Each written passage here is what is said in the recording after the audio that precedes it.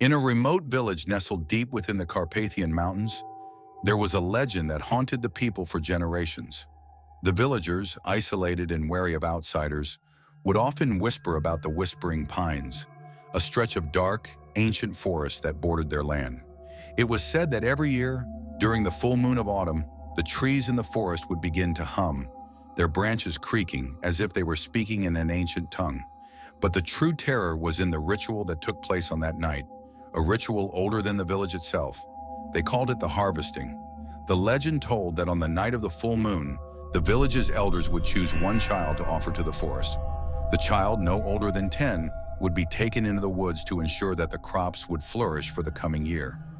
It was believed that the spirits of the forest needed a pure soul to satisfy their hunger and protect the land.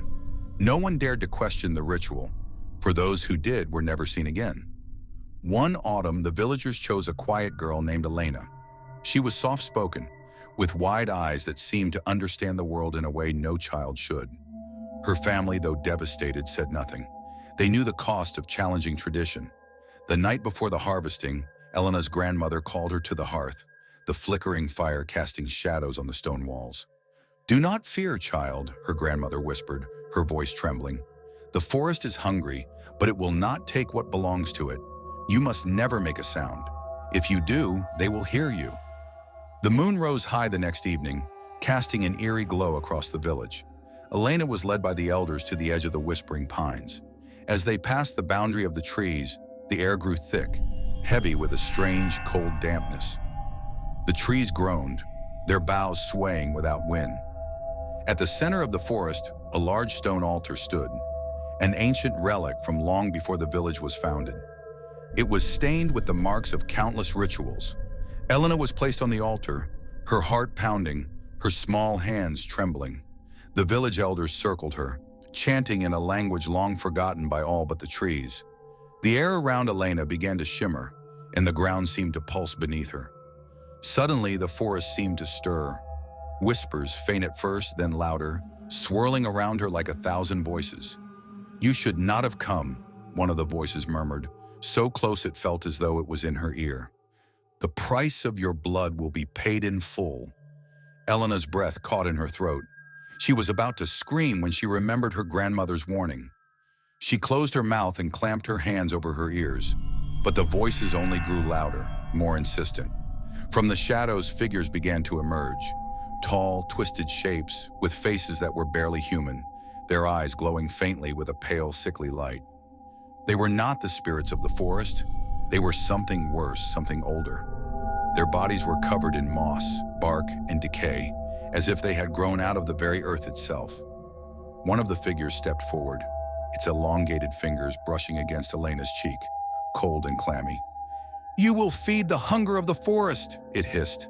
"The land will thrive, but only at your expense." Elena's mind raced, panic rising in her chest. She tried to move, but her body was frozen, as if the forest had rooted her in place. The creatures circled her, chanting, their voices a deep, guttural murmur.